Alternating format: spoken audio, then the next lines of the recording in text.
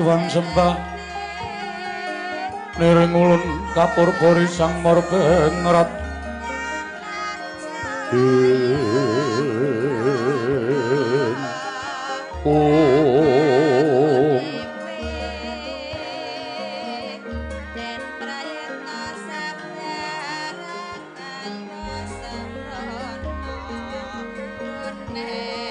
ning sahanan ingkang mringkanang sing tasih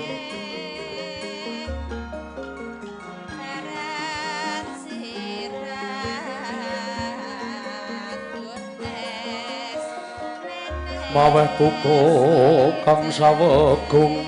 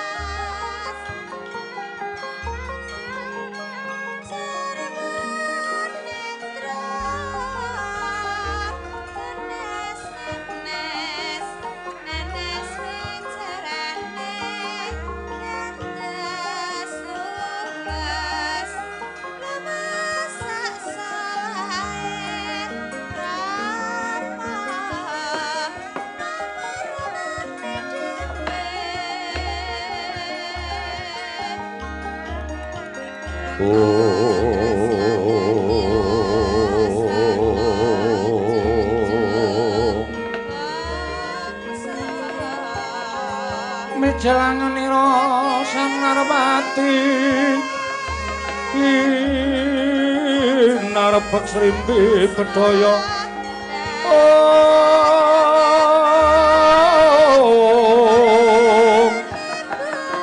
kayap sagung praputri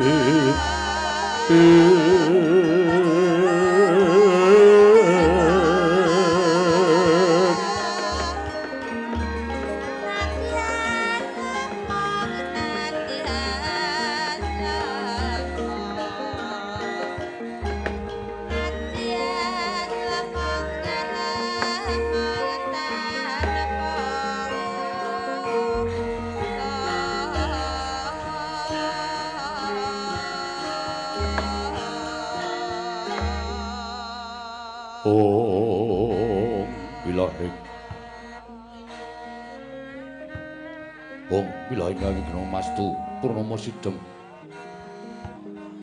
Awigna Mastu silat mriwang jagat karana siran tandha kawisesaning bisana sono sinawung langkung pestemas tetantun lambang Buddha jinantur tutur katela tula-tulat melap deng paradya pinarsita upama pramniskara karana kiya tumiyung jaman purwa pinarti taming lalut pamangka tekap wasananing gupita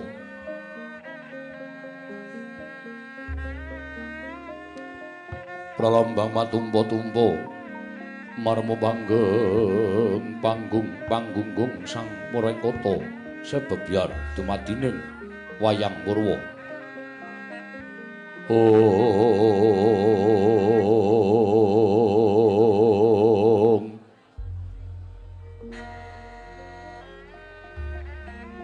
Purwakaning kandha linarik runtuting basa dongeng gunung musurasa yen ninarasaya karaos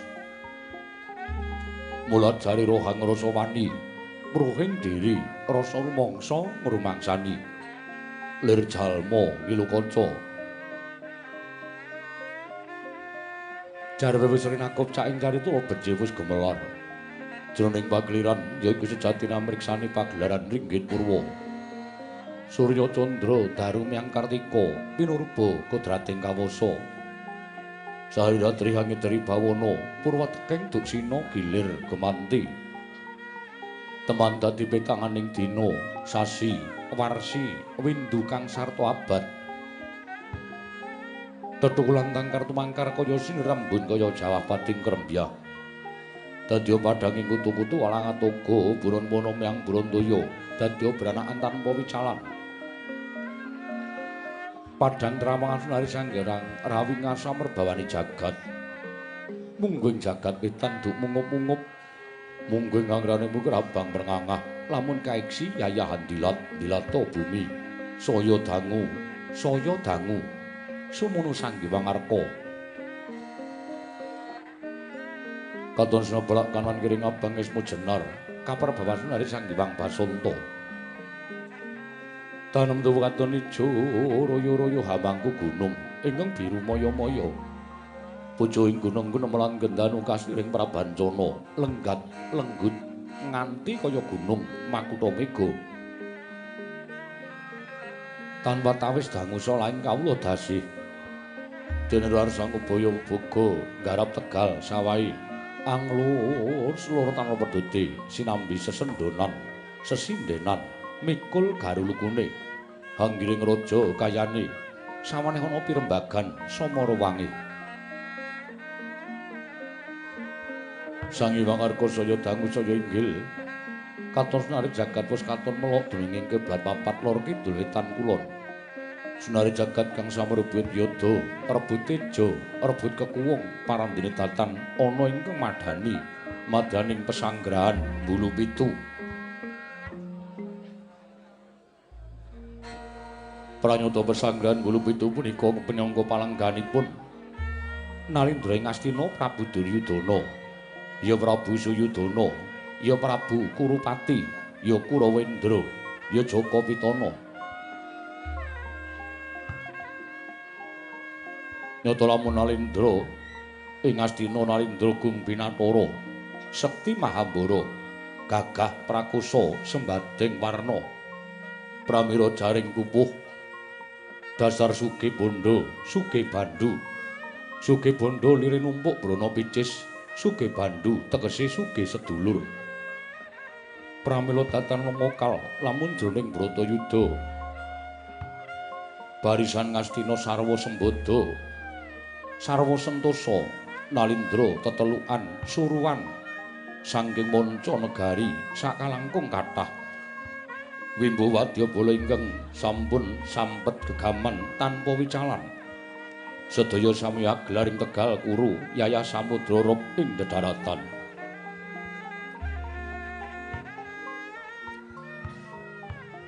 Pesanggrahan Bulu Pitu joglo sak perbata siwi gedhene. Kinemulan rontek umbul-umbul angen danu kadi arga kaparegi manda. Pelatrane neksa mriyem pusaka Ngastina nama Kyai Mendung tuwin Kyai Lindu.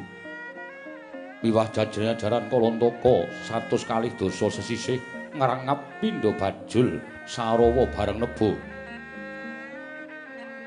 Sakukubaning pesanggrahan pinagran prajurit carangan rajek wesi stabilan perang tandang Jagabela Singanegara. Katon pepet pipit tanpa sela turta sami sikep rumantining ayuda.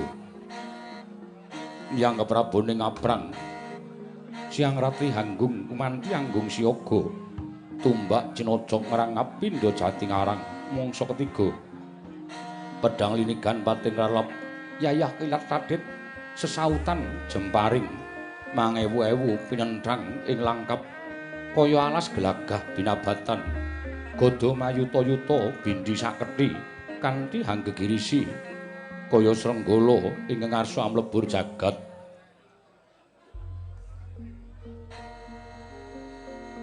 Kala-kala sinela swaraning trompet tengaraning wadya miyangku merincik ing kekapa pangriking kuda pangrempeting dewi panggo yayah gerah kapating mangsa labuh. Dasari mangsa ketiga pramila pasiten Tegal Kuru sinampar sinandung dening para wadyabala mahanani bledug mangampak-ampak kumendeng angebeki jroning pesanggrahan.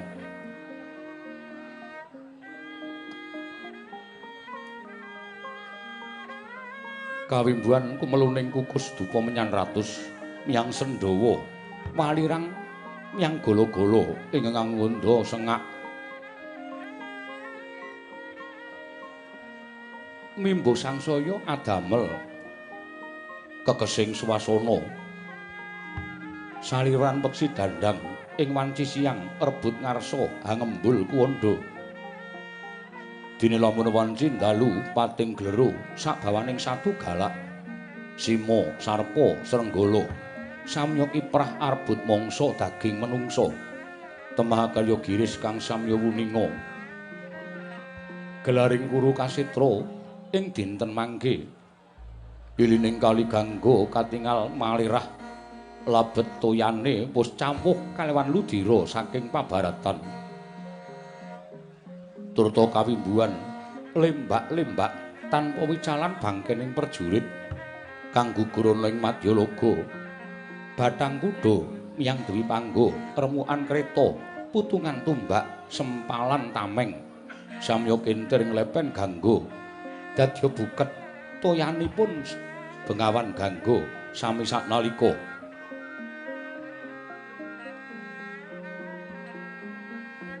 padha lamun kacaritakna gumlaring Bratayuda jaya binangun ing Tegal Kurukasetra kaya saratri tanuna pedhote pinunggel kang kawicarita nalika semana hari Sukra cemengan wanci enjinge Sri Maha Prabu Duryudana kepareng miyos wonten sasana parapatan agung lenggahing dampar denta pinalipit kencana mulya hasesemek kasur babut permadani sinasapan sutra jingga kinemulan benang Rukmisari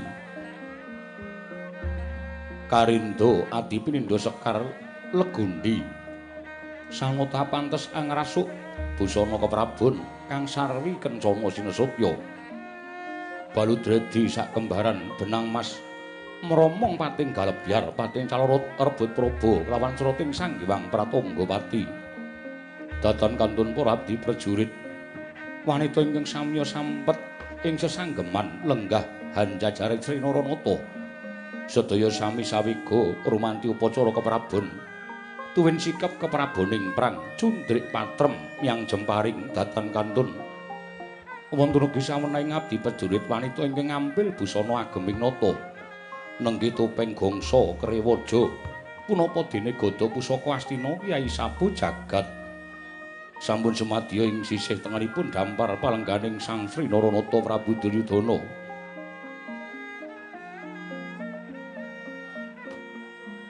sinten ta ingkang kepareng caket kelawan lenggahing Sang Buminata menika ta warnane Sang Nindya mantri muka palsaning praja adedalem ing palasa jenar Rekyana Patih Harya Sengguni ya Harya Suman ya Trigantalpati najan sampun kempong pura jambul wonten parandene pinarcaya ngasta minangka dadi batal wakiling nata maranata sakyaning para prajurit ingkang sami arsa bidal madyaning peperangan tuwin pinarcaya angarakit gelaring baris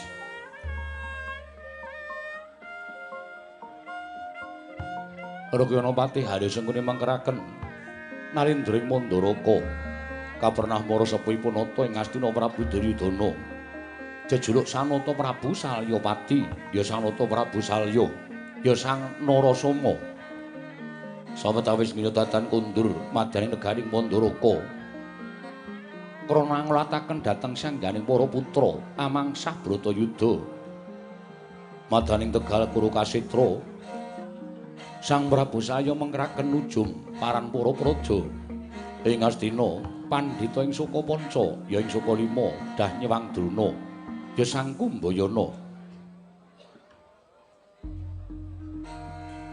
Iwadatan Kantun Narpati Basukarna tuwin Kadhangnata Raden Harya Kartamarma ing wingging andher mblabar sangganing para samya gantung pasisiran para prajurit para senopati para tamtama para bintara ing samya samapta ing gati sawigring diri sawanci-wanci tinuding minangka dadi senopati parandene didemadyaning pesanggrahan Bulu Pitu Amung katingal swara kenthongan muna ing gegantang uluk-uluk kaya sung sasmita. Lamun ana nyawa ingkang wis kakrasan papan ana ing ragane. Nalika semanten dupi mulat sanggane para wadyabala. Sanata Sidoarso medhar pangandikan sigra ngangsek ngaya ngabiyantara. Dadi gumarenggeng madyaning pesanggrahan Bulu Pitu, Marata kanca maju. Ana dawing Sang Nata, kanca midhangetake, kanca ngrungokke. Ayo maju ngangsep sap sap sap cara dul.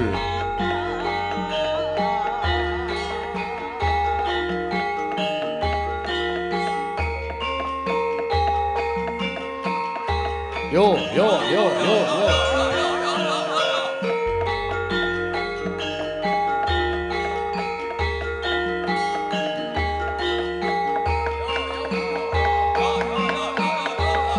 Yo, maju, maju.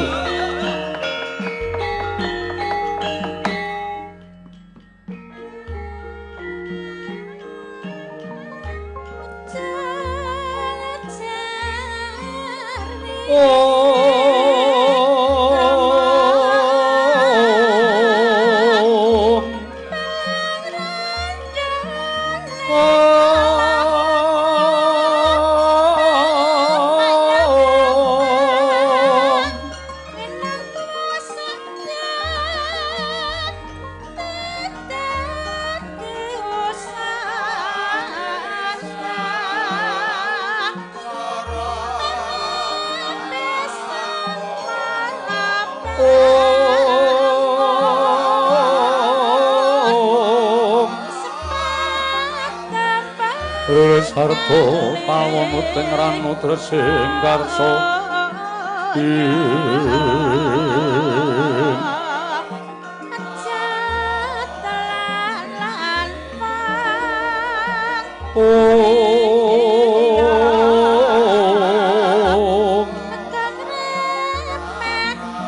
manisira ring Gusti Sidratagung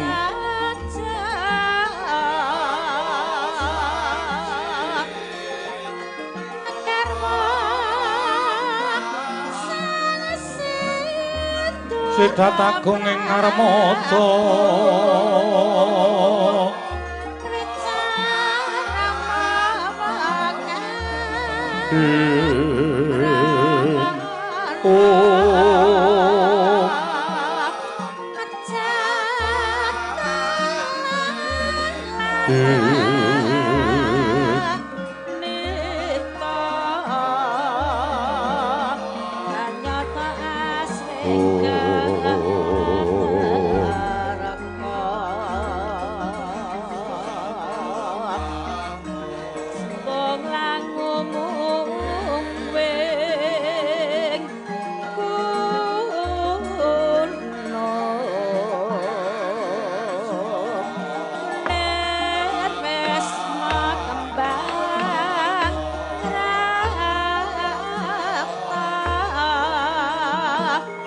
Aja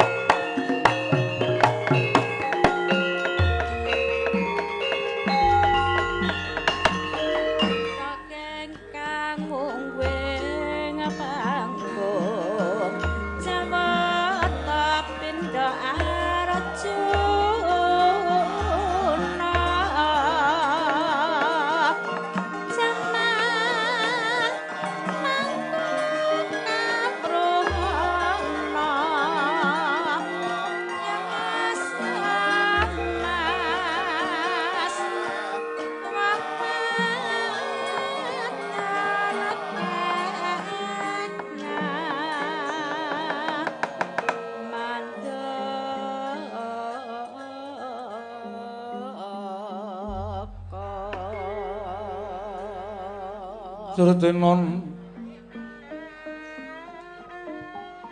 ning pasewakan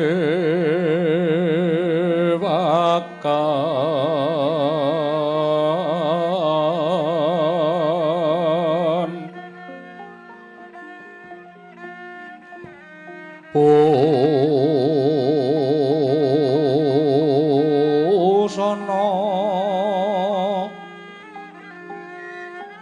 maneka warna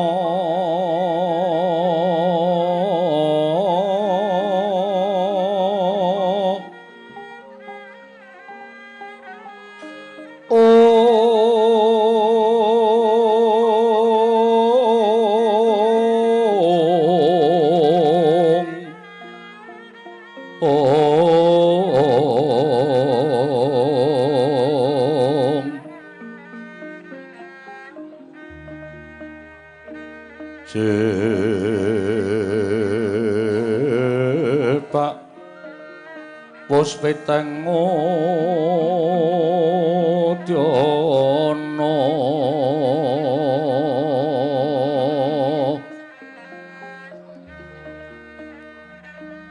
Miang Pancrah Sarwa Rukma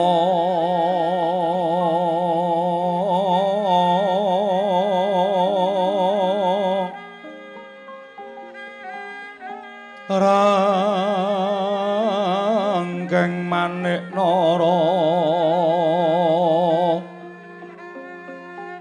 Narawata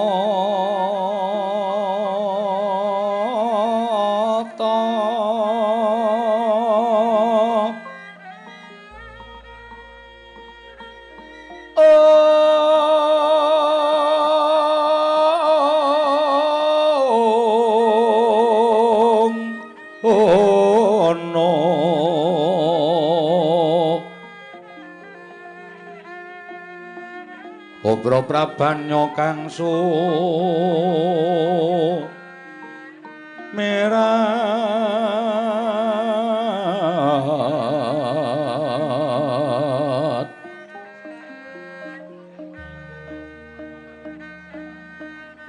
kenyaring teja leliwaran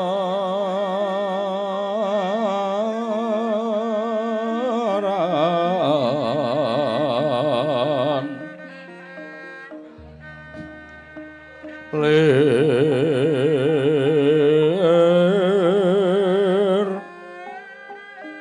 ki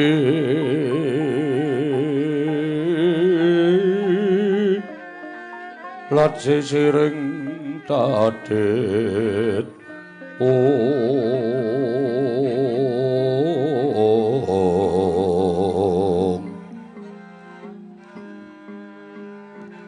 wimbuh kekanda amrih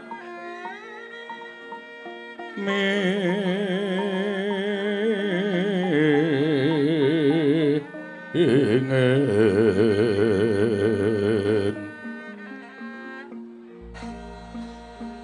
katiuping maruta maruta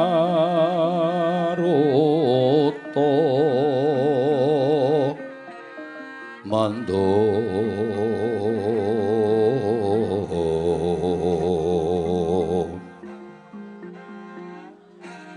saparan mangambar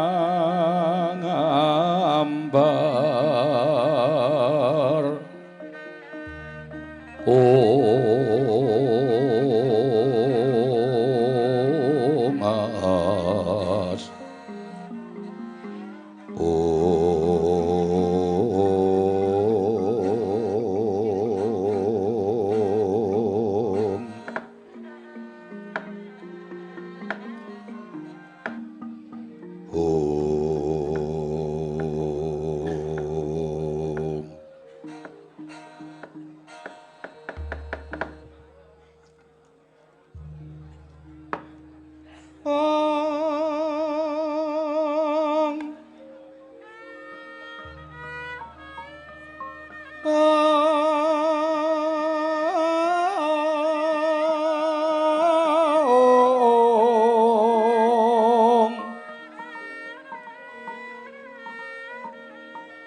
punapa ta merah ingsun prihatin waspagong mijil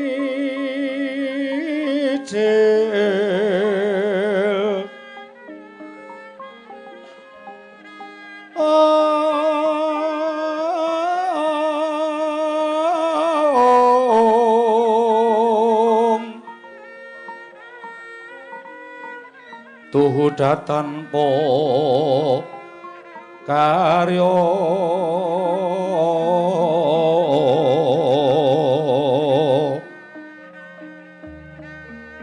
sangkang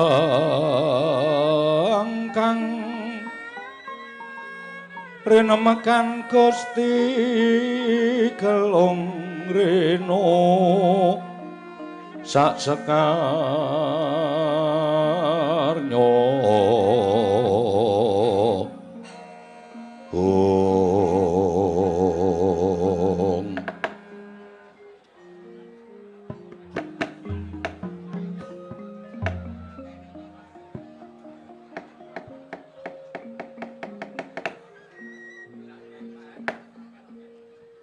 nuwun amit pasang kaliman tabi tinebing ngilodone dumawaing nawang tuwang sinuwun ingkang paman tadah wadana nggir dosa menapa ingkang badhe kula sandhang ingkang abdi kepatihan nyuwun boten badhe suwala sedaya lelampaning ingkang rayipun Dursasana menika awit saking kiranging kawigatosanipun ingkang bapa ing kepatihan satemah kateman mekaten lampaning kedah sinandhang dening anak kula ing Banjarjungut ingkang mesthenipun rayi paduka boten kedah medal saking pesanggran Watu Gajah nanging amargi weyanipun ingkang bapa ing kepatihan satemahan jalari ingkang rayi gugur wonten ing madyaning Tegal Kuru sinebit sebit dening pun Werkudara nuwun sewu nggir kalepatanipun ingkang bapa ingkang mekaten menika upamiya saged lan wonten palilah dalem nedya kula tambak mawi pejah gesang kula nuwun sewu sepisan malih ingkang bapa ing kepatihan nyuwun pangapunten nggir anak Prabu Ngastina jagat Dewa Bathara jagat Pangestu Ngara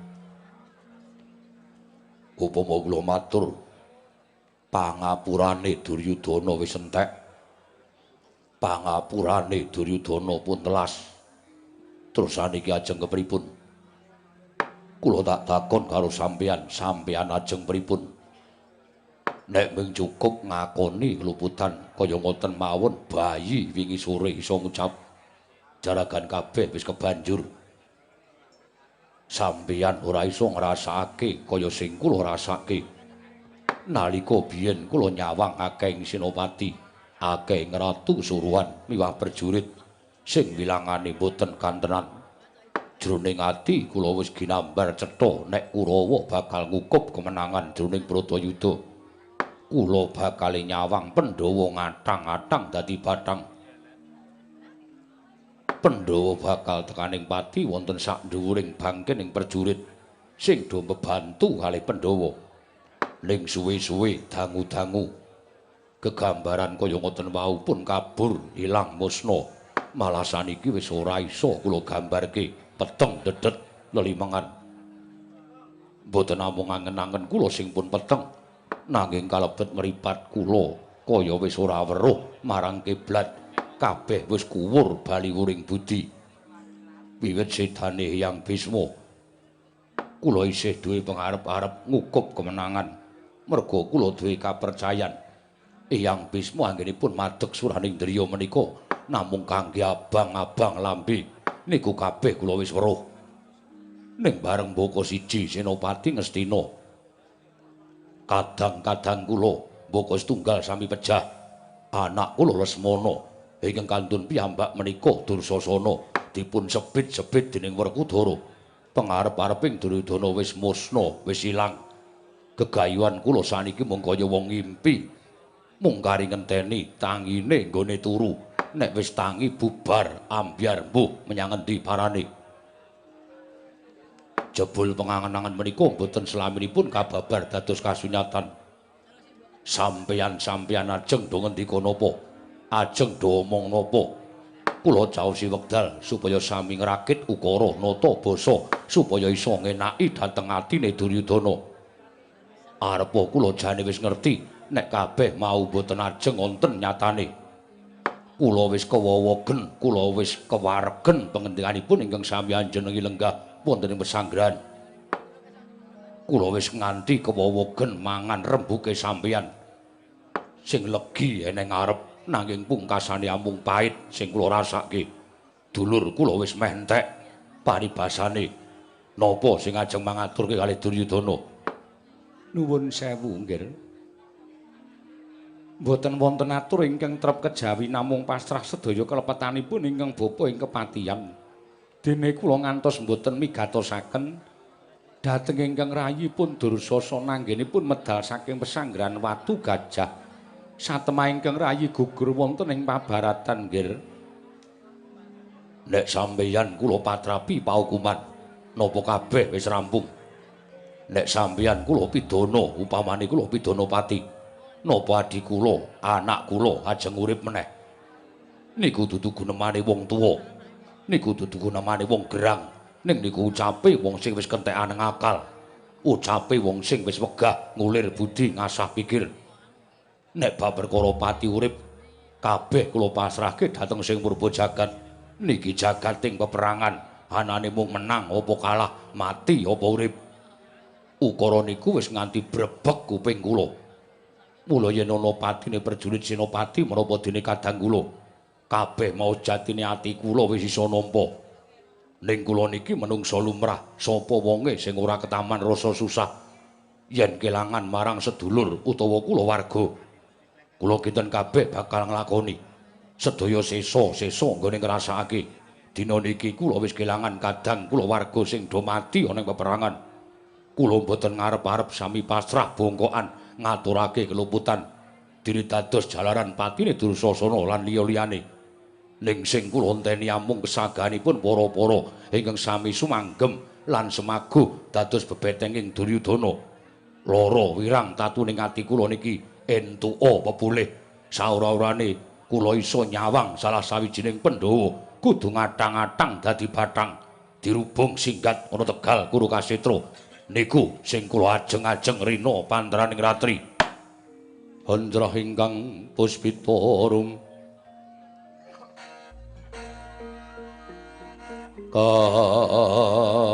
kasiliring samirana mrih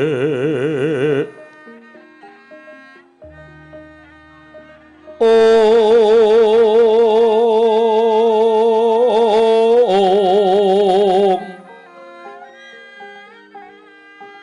Sekas Om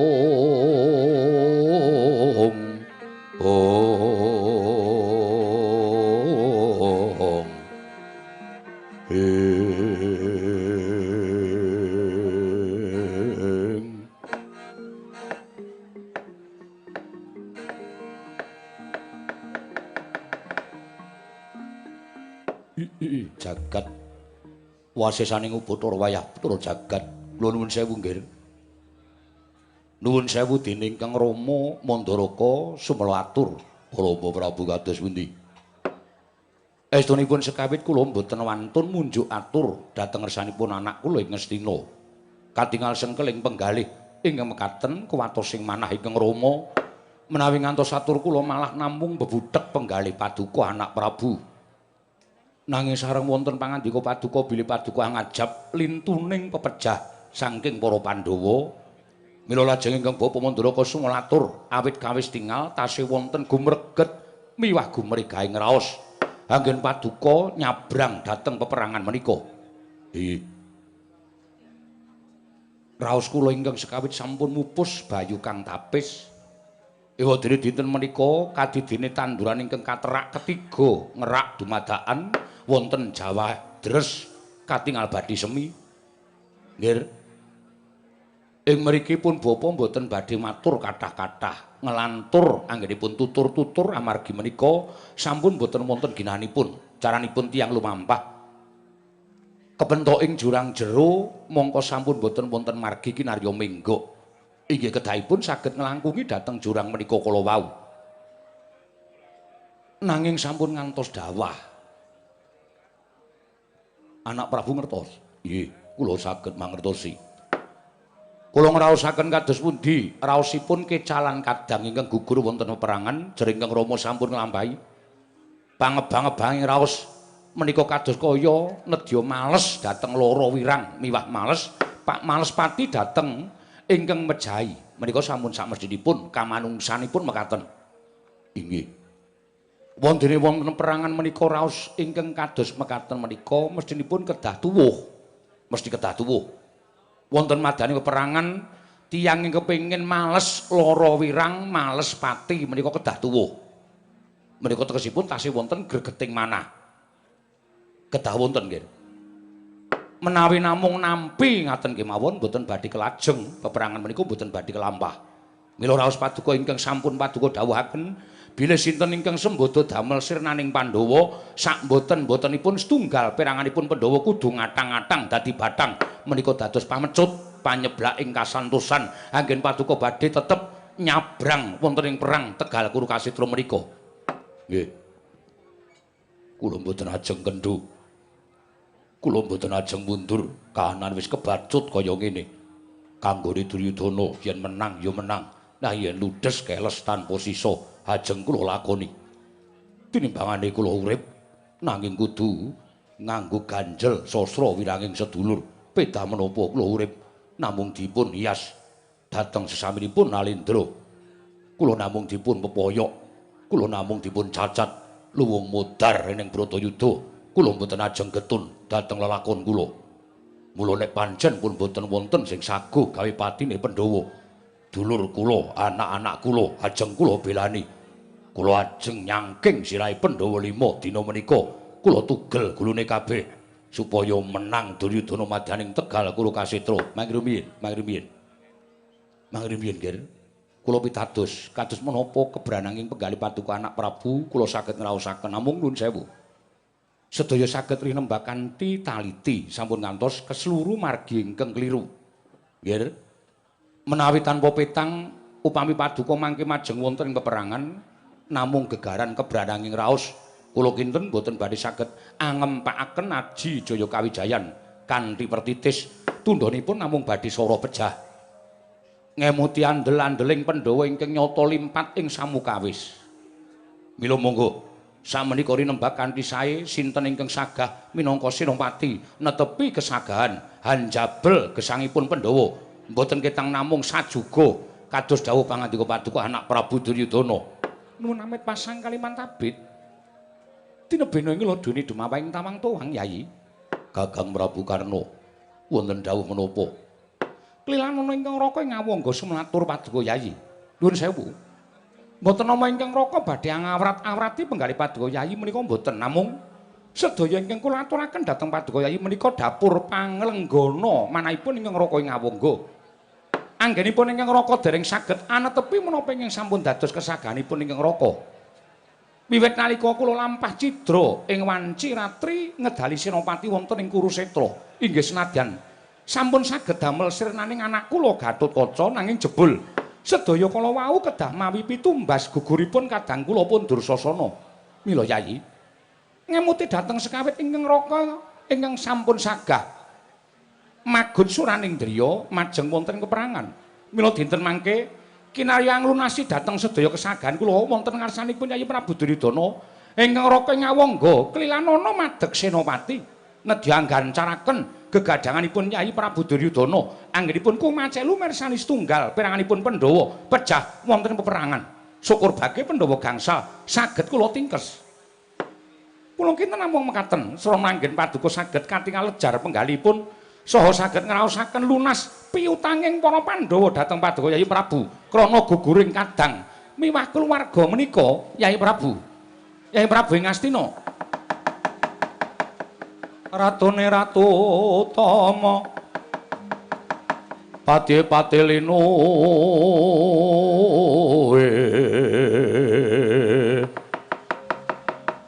pranayaka tyasraharja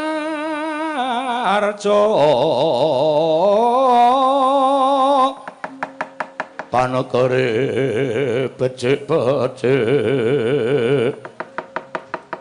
parandene tan dadi taliasing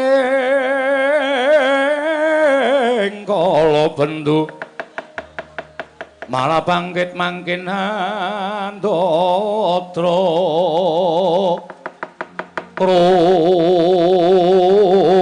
beda kang ribeti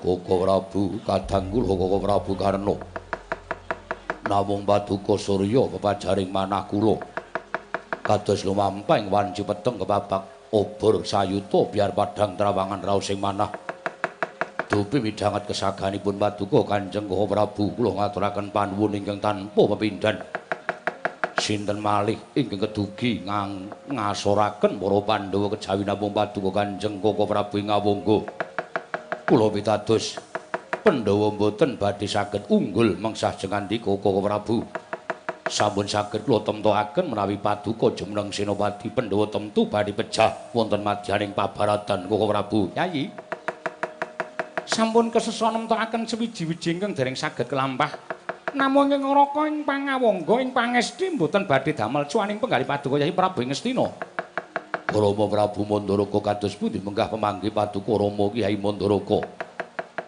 Mangkene piye? Menawi anak kula ing Ngawangga Karna sampun sagah mekaten mesdanipun ingkang Rama namung jumurung ing karsa kemawon nggih. Jalaran estunipun boten geseh kalian rantamaning manahipun ingkang Rama ing Mandaraka bilih. Inggih namung anak kula ing Ngawangga ingkang sembada anapaki kridanipun para Pandhawa. Namung semantena dereng saged kamiya sing ngatur amargi mbok menawi wonten keparengi kalih Paduka anak Prabu handhapuk senopati sanes ewadene sampun wonten kesagan saking kawogan ingkang bapa jumurung sedya kula nayogyani nggih matur sanget genging panuwun ingkang tanpa pindhan namung semantena lajeng sinten ingkang winarya senopati pengapit jernyatanipun Kakang Prabu Karna ing Ngawangga sampun sagah madeg senopati Paman Harya wonten dawuh nggih anak Prabu peranganipun Kadang Kurawa sinten ingkang pantes minangka dados senopati kejawi namung Kadang Paduka inggih menika pun Durgandasena ingkang sagah minangka dados senopati pengapitipun Nalindra Ngawangga anak Prabu Karna Kadang kula Durgandasena katimbalana sowan wonten ing pesanggrahan non ngestaken dawuh nyuwun pamit madhal pasilan ngatos-atos sampun kados lari alit Paman Plasa Jenar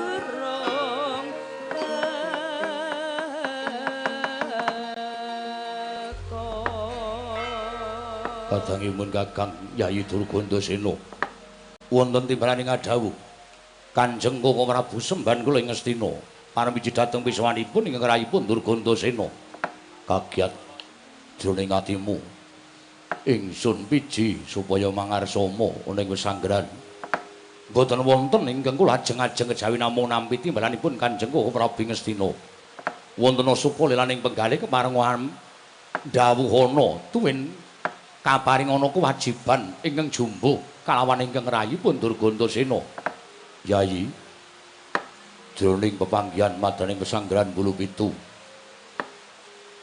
kadangku sepuh Kakang Prabu Karna ing Awangga ingkang saguh minangka madeg Senopati ngrabosa para Pandhawa ana ing madyaning Tegal Kurukasitra nun mula dina samengko wis bad gumulung ing rembug para sepuh ora ana senopati pengabit ingkang pantes angampingi tindaking Kakang Prabu Karna ing Awangga kejaba mung Yayi Durgandasena mula wektu dina samengko siadi ingsun dapuk minangka dadi senopati pengabit angampingi tindaking senopati agung saka negara Ngastina saka pesanggrahan Bulu Pitu ya kuwi Kakang Prabu Karna ing Awangga Yayi Durgandasena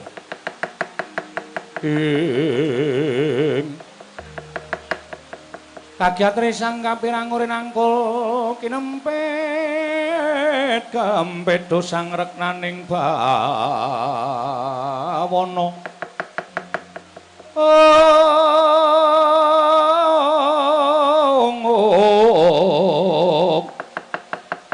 sang reknaning bawana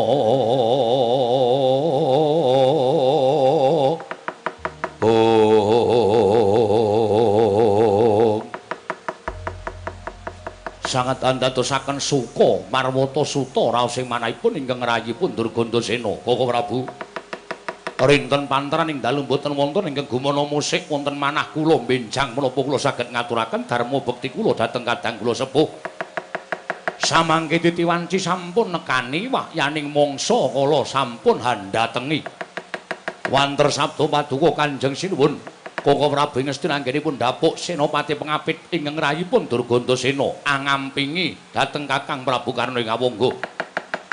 Malah sumengko raos sing manah benjang menapa anggen kula badhe manjing telenging pabaratan. Yayi.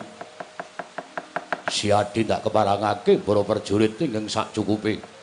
Mula dhisik ana maju ana ing pabaratan ngrabasing para wadyabala Pandhawa. Alah-alah. Nyuwun pamit tambahi pangestu sing ati-ati aja kaya bocah cilik. Bawadurna wonten dawuh nggih. Sumangga angenipun ngragit gelaring baris kula nek ngestaken dawuh. Rama Prabu ing Mandaraka wonten pangandika ing dawuh nggih anak Prabu. Dinten samangke kula aturi ambiya warakaken miwah sedaya kemawon para punggawa nayaka. Supados biya warakaken dhateng sangganing para prajurit samudayanipun. Bilih sampun katetepaken Senopati Agung ingkang badhe madheg suraning driya ngrabasing para Pandhawa. Senopati negari Ngastina boten sanes kejawi namung Kakang Prabu Karna ing Awangga.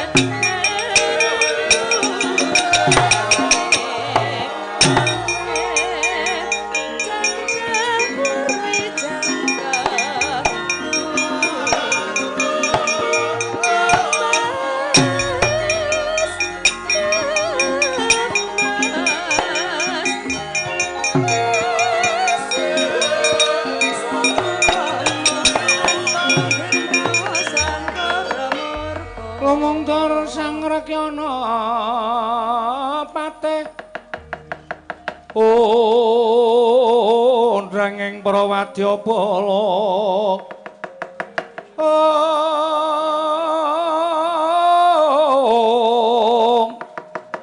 Paksur tambur myang suling pepandhen daludak miwah bandera kakandha warna-warna pindha jala tiana sri kawuryan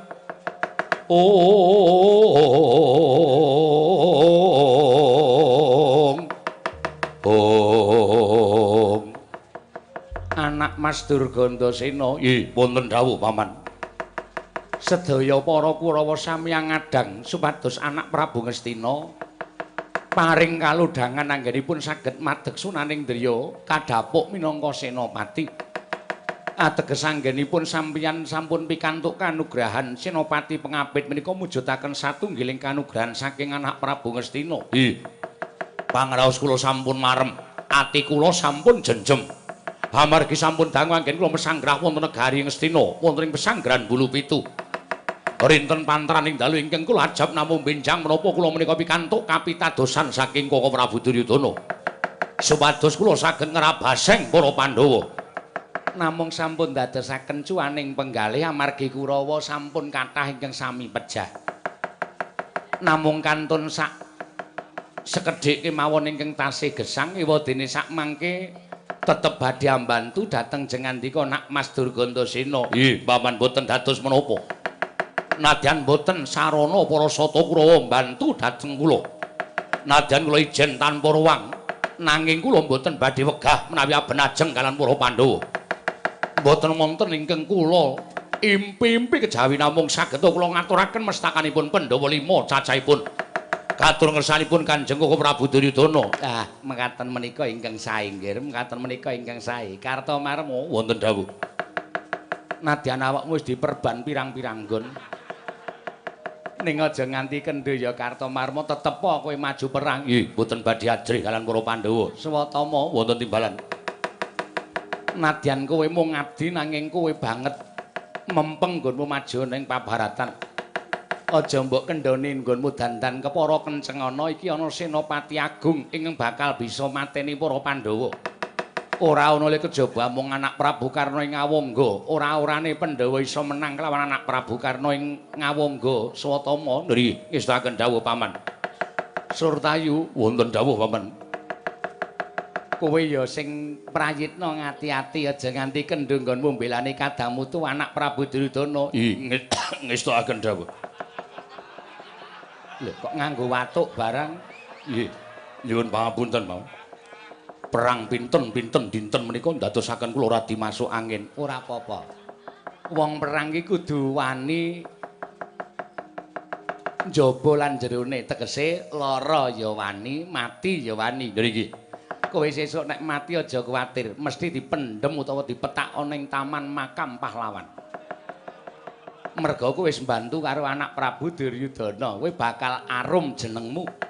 Bakal dieling-eling karo para kawula yen ta tau tate ana senopati kang aran Raden Surtayu. Inggih, pawan. mbok kono ngombe obat sik kono. Wong arep perang kok watuk iki rak ya sing arep menang saka endi? Sampun kuwatos nadyan kula kados mekaten nanging jiwa kula mboten badhe mundur paman. Ya, pancen kaya mangkono. Swatama wonten timbalan metu njaba nembang teng ora budaling wadya. Nunun paramadhal pasilan nyuwun tambahi pangestu. Angsa nembah kang piniji Sang Swatama sikra medal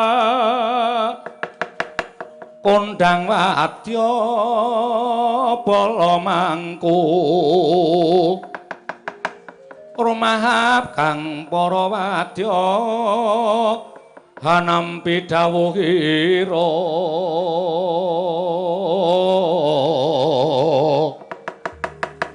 dan wonten kang samya kantun amung nenggo bendhe bidal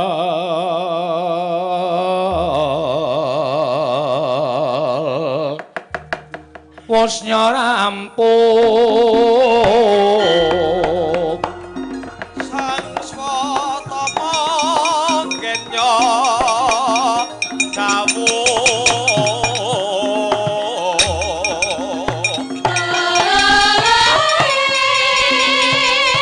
budal kan prawadya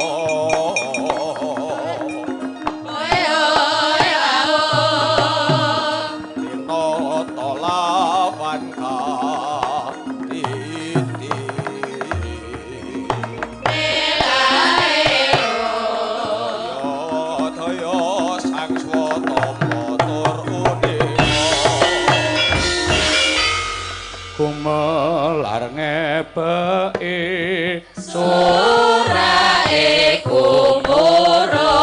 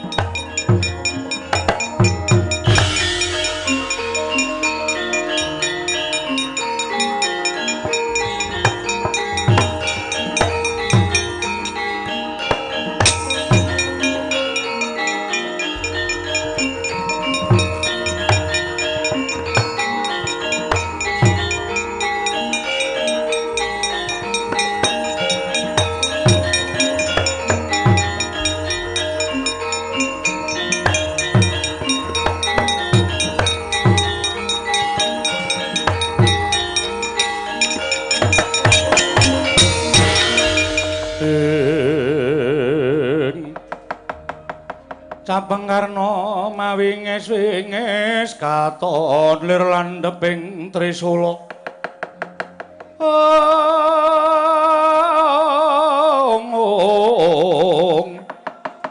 Nitra Markata lir kabaran.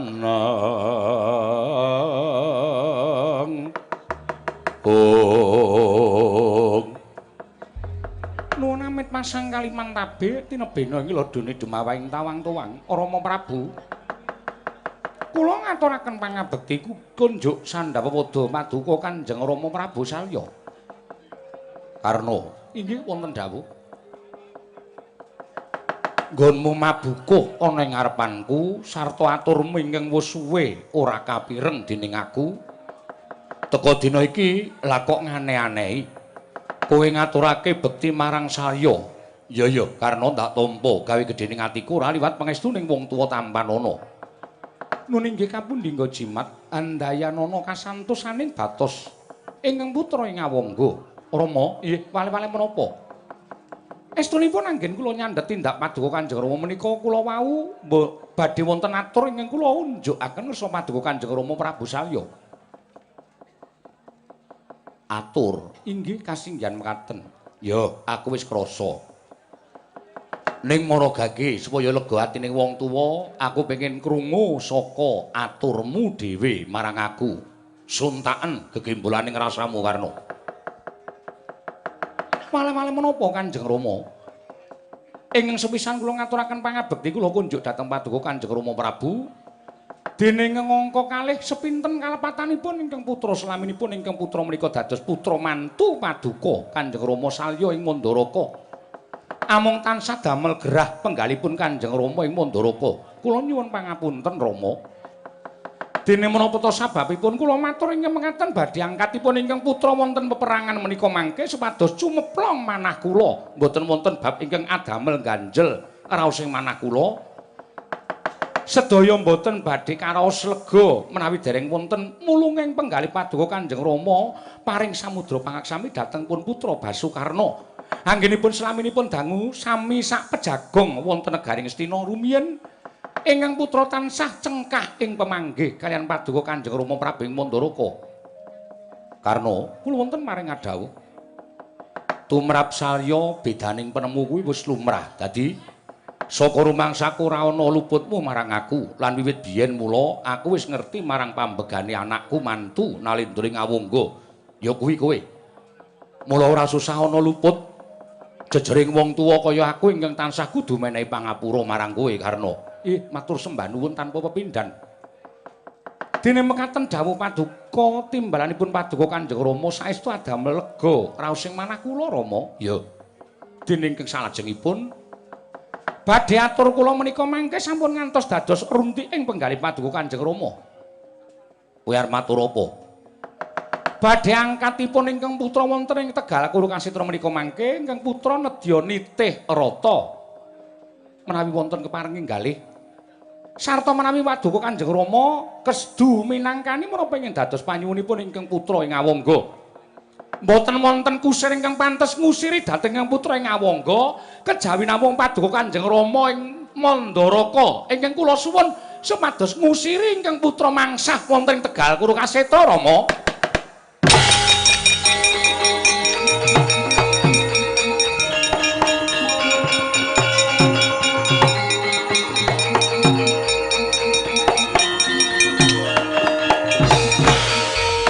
Alah jagat Dewa Bathara. Wah, Karna.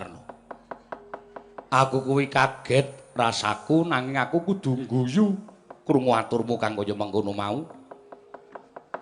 Tinemune jebul bareng wong tuwa mbok caosi pangabekti sarta ucapmu ingkang ngaturake sakabehing keluputanmu, bombong ing ati tanpa pepindhan, bebasan tumplak punjen sinundul puyuh. Bareng wis mumbul dhuwur rasaku banjur mbok bruke sak banter-bantere. Oh alah Salya. Gerangan ora weruh marang gelagat lan pasemon ki ya aku. Nggih. Pirang-pirang senopati kang luwih trampil isih nom akeh kabeh uga wani sarta wasis ngayatake kendalining kreta. Lah kok aku wong tuwa mbok jaluk supaya dadi kusir, mongko wong sakmene akeh padha ngerti yen aku kuwi mara tuamu. Aku kuwi wong tuamu. Lah kok mbok kongkon dadi kusir kuwi, apa pancen kowe niat ngorek-orek raine Salya bapakmu? Apa pancen wis dadi niatmu kowe bakal jejereng sastra wirang ana ngarepe prajurit pirang-pirang? Kowe ngumbar wirange nata Mandaraka, ya ngono apa piye? Nggih, nyuwun pangapunten. Menawi atur kula menika kala wau adamel sengkeling penggalih paduka Kanjeng Rama, namung estunipun anggen kula kumawantun matur mekaten menika kala wau amargi ugi mboten sepen ing pamitang Rama. Lho, ora sepi ing pamitung. Inggih, petungamu piye? Wonten dawuh, petungamu piye? Peperangan wonten ing madyaning Bharatayuda menika mangke mboten namung mligi kula ingkang ngetingalaken katiasan.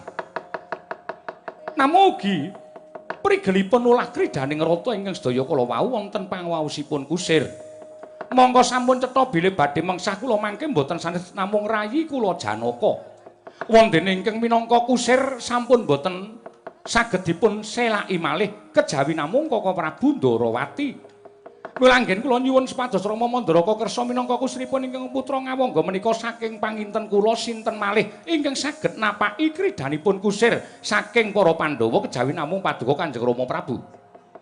Mboten wonten senopati negaring Astina mriki ingkang kedugi sarta kiyat ngemban olah kridaning rata-nata ing Ndarawati Rama Prabu. Menika ingkang sepisan dening angka kalih madhep mantep raos sing putra menika menawi tansah sinanding dhateng tiyang sepuhipun. Kamangka kula menika sampun boten gadah tiyang sepuh. Inggih namung paduka Kanjeng Rama ingkang kula anggep minangka pengayoman kula mila Rama. Sru sanget panyuwunipun ingkang putra kepareng paduka Kanjeng Rama ngudaneni menapa ingkang dados panyuwunipun ingkang putra pun Karna. Jagat Dewa Bathara. Ngono to? Inggih. Ya wis.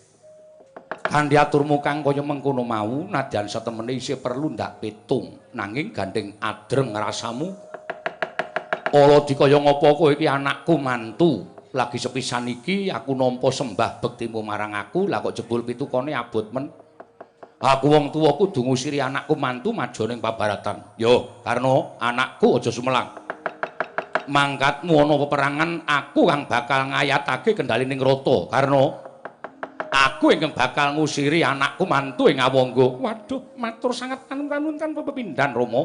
Ya, wis gagi. Ayo aja tida-tida. Manjing jroning rata tak bandhangake lakuning kreta manjing ana ing Tegal Kurukasitra. Mangke rumiyin. Nuwun sewu Rama.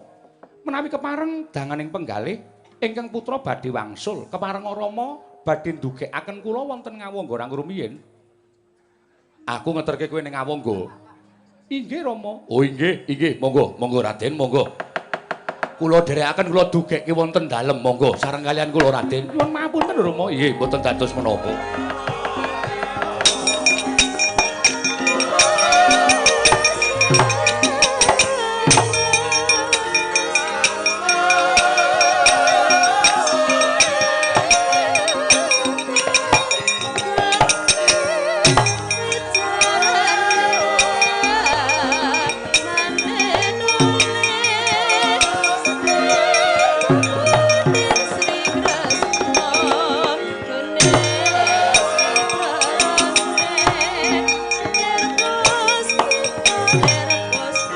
Monggo Raden. Monggo to, monggo.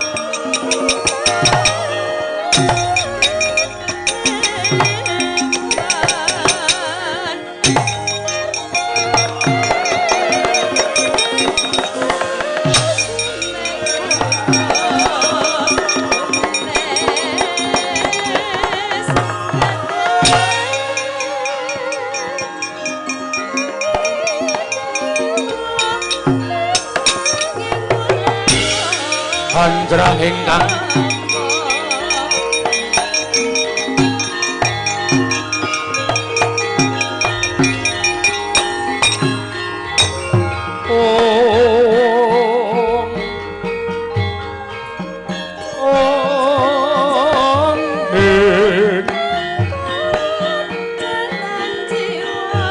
Oh